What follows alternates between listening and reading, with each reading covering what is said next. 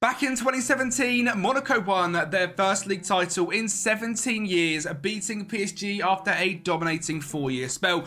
Since then, PSG have been on quite a rampant run and are one of the biggest clubs in the world, and Ligue is renowned for being one of the hardest teams to overtake as a smaller side. So that is exactly what we're doing here today, using AS Monaco, and we're going to be looking for our next Kylian Mbappe. Now, of course, we have got an absolute superstar wonder kid in Alessia Ben Shaqir, the 19-year-old French central attacking midfielder, grows to be one of the best players on FM, and we're going to be using him in this rebuild and making him simply incredible. He's going to be locked in as our starting cam straight away. Currently, he's leading League to quality. I think this guy could genuinely be one of the best players in the game by the time we finish this simulation and make Monaco champions. Regardless of any offers that come in, I'll be locking this guy in the cam spot. But we do actually have someone that could be the next Mbappe. We have a 5-star wonder kid in the under-19s that a lot of people might not know about, of Simon Boudabare. Now, this guy is a left winger who can also play up front eventually. He develops into that. He's got 16 finishing and some pretty decent pace and good determination.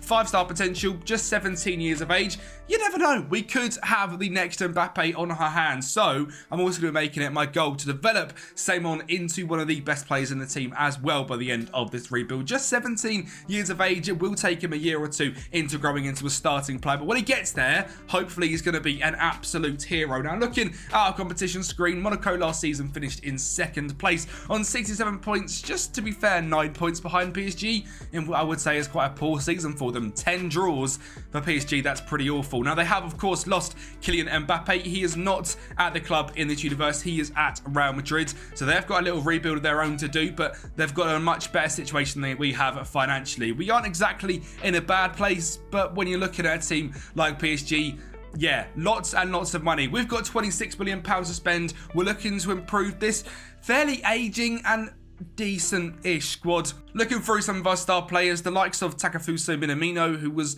not great at Liverpool, let's be honest. Florian Balogun, who wasn't great at Arsenal. We've got Golovin, who's a pretty good player, but worth a lot of money, so we're trying to cash in on him. Brilliant Bolo, massive injury issues. We've got Fofana and Zakaria in DM, which is exciting. I'll be looking to also keep hold of Yusuf Fofana. Heavy link to move in real life. We're not going for the most realism here. We're going for enjoyment and seeing if we can overthrow PSG, and using players like Fofana is going to be key to doing that. Backline, we've got Salisu and Kera. Right back, Vanderson, and a fantastic attacking right back. And left back is Chao Henrique. I love the fact we've got 2 very attacking fullbacks. And in goal, we've got Philip Cohn, who isn't the greatest goalkeepers. So quite a lot to improve, to be fair. And the backups, players like Gonzalo Marapan. I mean, we've got a lot to do. So let's get straight into the transfers. And we have got rid of our star player, Alexander Golovin. He's gone off to Al Ali to earn £900,000 per week, which is mental. £12.5 million all we got for him. To be honest, at 28 years of age, I was looking to have Elias Ben-Seguir in cam.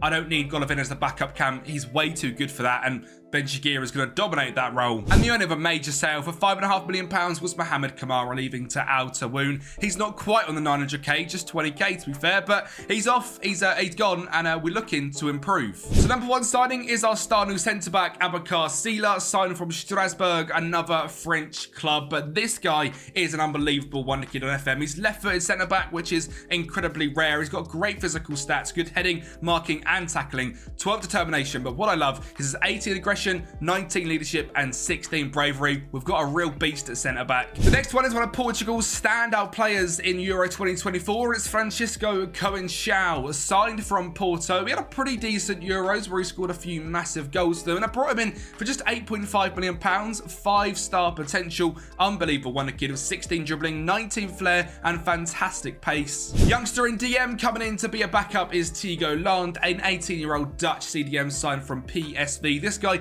is so well-rounded, a bit of a playmaker, and he's consistent. £10 million to be fair, but for the future, this guy could be unbelievable. And finally, a backup goalkeeper coming in Jasper Torkelsen from Norway, £900,000. We were running out of money, and we decided to get someone in who just had some very decent potential with some great determination. So that is exactly what we've done, and this is the team that we have built. I have kept Philip Cohn in goal. We've got Vanderson at right back, Chao Henrique at left back, Salisu and Sela at centre backs, with Magassa coming in to be a DM, another fantastic youngster. But we have, of course, got Zakaria and Tigoland that are also going to get a lot of minutes in there, to be honest. Probably a lot more for Zakaria. Fofana as a Volante on support, inside forward as Francisco Coenchao, and Minamino stays on the left-hand side for this season. Ben Shaqir in the cam role, we locked in for every single game, unless, of course, he is injured. And up front, we're going to trust Florian Balogun for a year and see what he can do. We didn't have loads of money to go and spend, so we've been fairly reserved. With the backups, we've got for Kildson, Singo, Tilo Kera, Valme, Jacobs,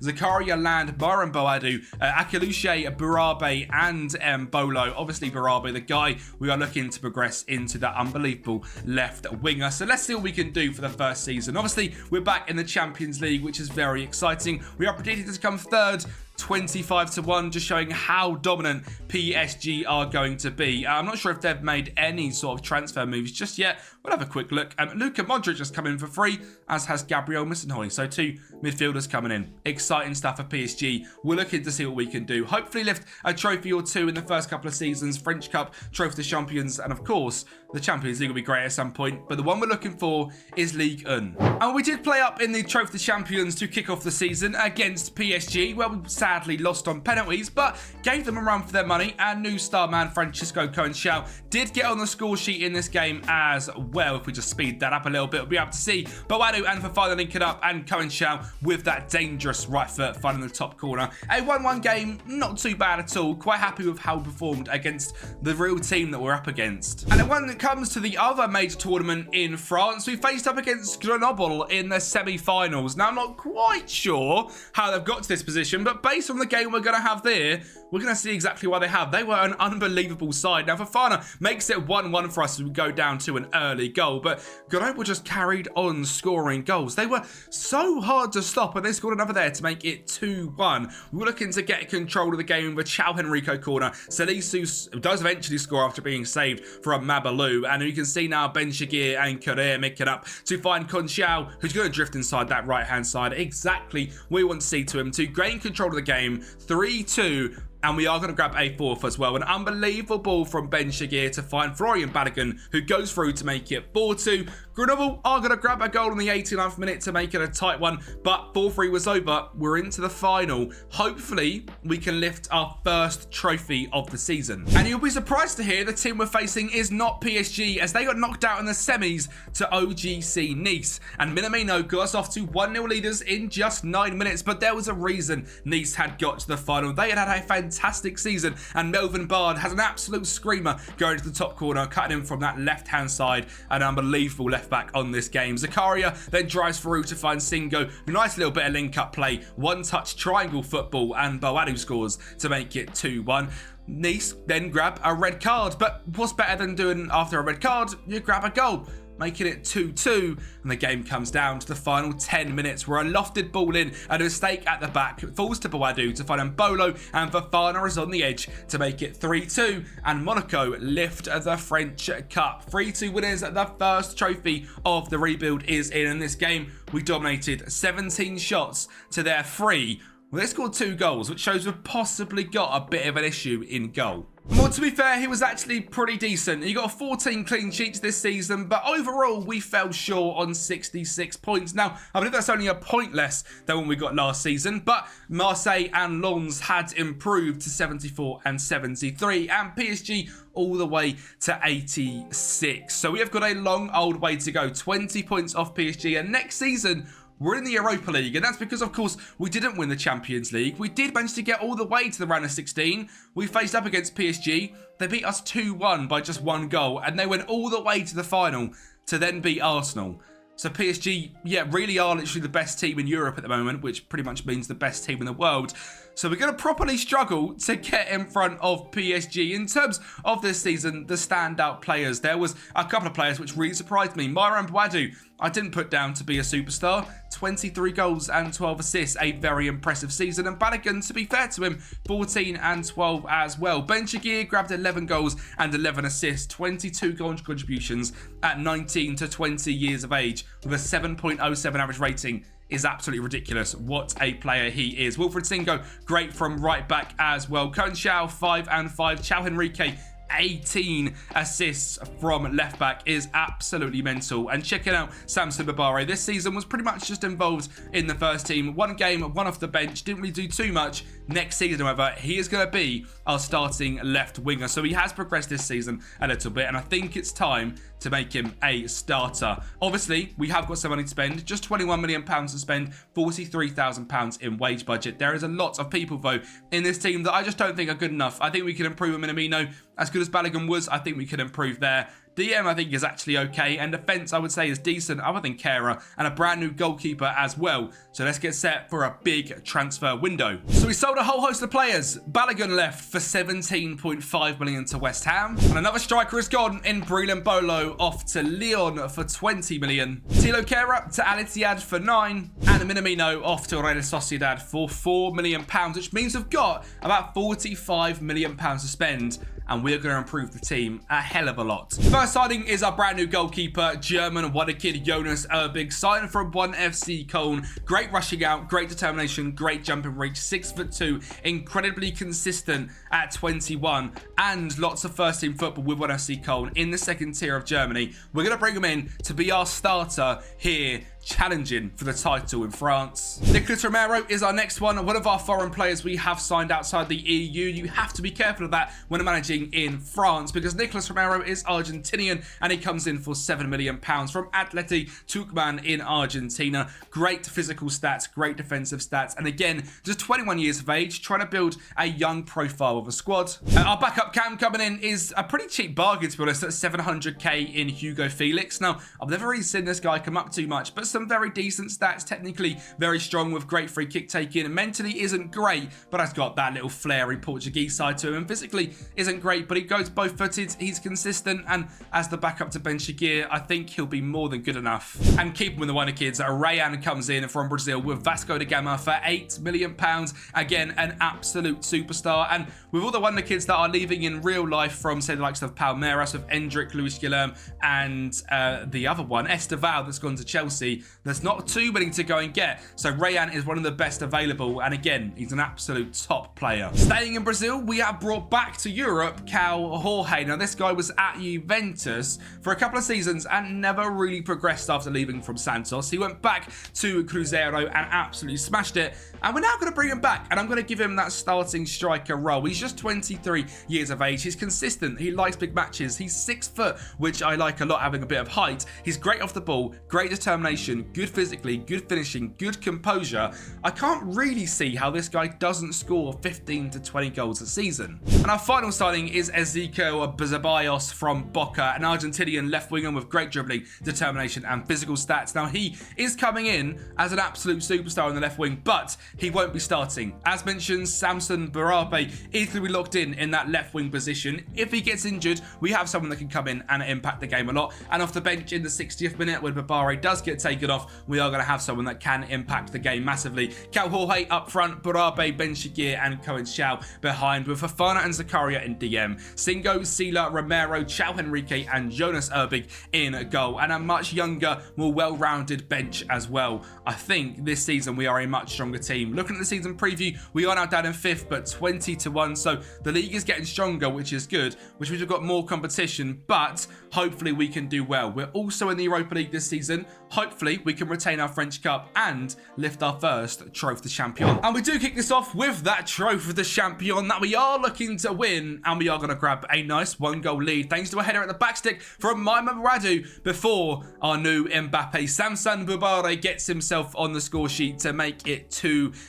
PSG are going to bounce back. Ousmane Dembele on the ball, cuts it in to Gonzalo Ramos to make it 2-1. And PSG are going to be a dangerous side. They're going to grab another as well to make it 2-2 from Presnel Kimpembe. But lucky for us, in the last 5 minutes, Ben Shaqir whips it in. It gets headed back to him. He finds Singo, back to him again, and then he scores. The corner taker, just 5 seconds later, makes it 3-2, and we lift the Trophy de Champion. Sadly, however, we are not retaining our French Cup after losing to Ron 3-1 in the 11th round, which is for the quarterfinals. The final was PSG versus Marseille. They have got their trophy back. That was the first time we'd won it, by the way, in over like 30 years. 1990 was the last time. So we've done pretty well there to lift this trophy, but hopefully we could do it a lot more in this rebuild. Sadly, Season 2, it's not going to be the case. How about the league? Certainly some big improvements. We're up into 3rd place, level on points with RC Lens, just 1 goal difference away, 75 points, which is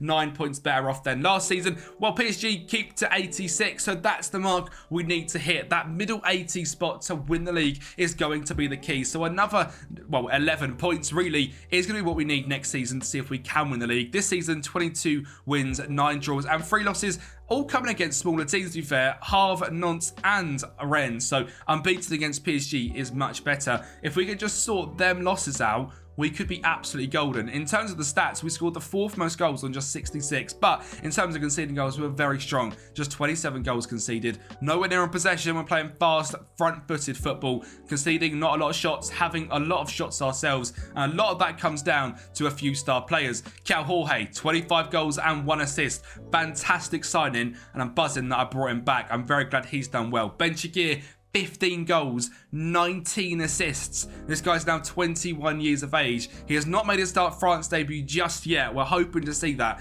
at some point in this rebuild, but that guy is crazy. Bawadu, 15 and 3. And my favourite bit, Seymane Boudabarbe, 14 goals and 6 assists at 53 games. 19 to go into 20 goal contributions, similar to Ben Chigir last season. Fantastic breakout year. Buzzing with how that has turned out. Hopefully we can carry on to progress this guy to being a real superstar. But what about the Europa League? How do we get on over there?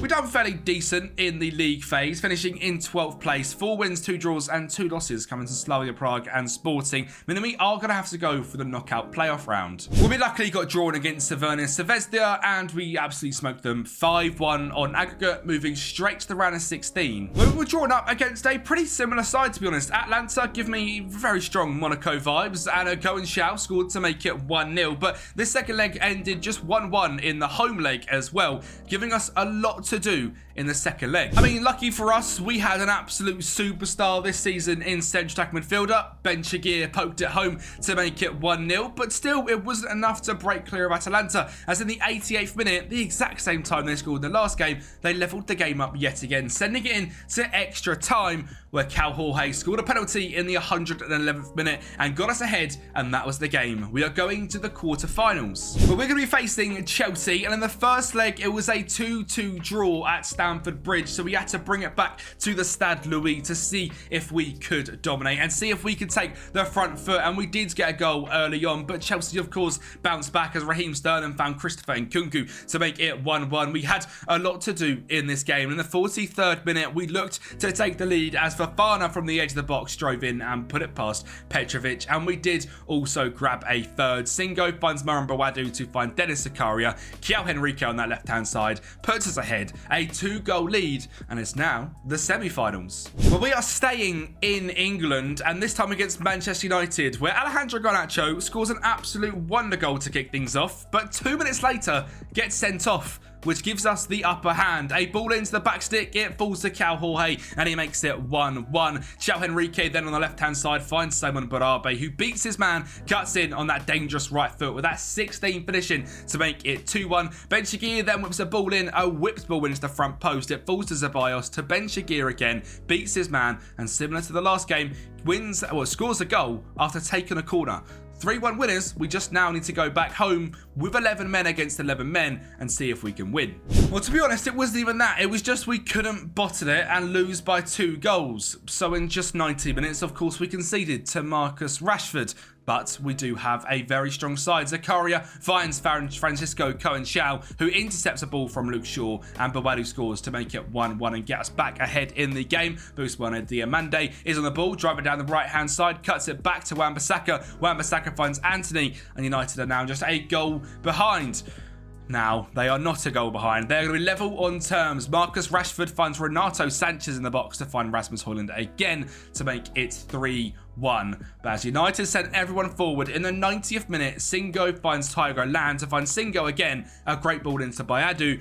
And United sent forward everyone even more. Hugo Felix with the ball in, and Abakar Sila scores a 2-goal lead, 6-4 on aggregate. We're going to the final after knocking out Chelsea, Manchester United, Atalanta, and Crvena Zvezda. who stood in our way but last year's finalists in the French Cup, OGC Nice. And well, this game was a true tight affair where it goes all the way to extra time before Todibo scores the 97th minute, but we have got a Brazilian wonder kid of our own. Ryan on that right-hand side scores to make it 1-1, and the game goes to penalties. We score our first penalty, and then they miss their first penalty. I wish I could show you all the penalties, but FM is bugged in how it shows penalties. We ended up winning 4-2 on penalties, so they missed another one, and Cohen Shao missed for us, but 4-2 overall. We win the Europa League. So a European competition has been won. We've won the French Cup. We've won the Trophy de Champion. The only thing left is Ligue 1. We've got to chase down PSG and see if we can win that competition. £9 million, however, isn't going to help us much. So quite the rebuild to do. Just 9 million quid. Let's see what we can do. So we've done the thing that I know best to do of selling a lot of players. Wilfried Singo goes to PSG for 37 million. Bawadu goes to Leicester for 23, which is a little bit controversial because he's been very good the last couple of years, but we can definitely do better. And finally, Salisu goes off to Brentford for, again, I believe about 23 million pounds. So 3 players gone, which have all been bit part players we could definitely improve on for 70 million.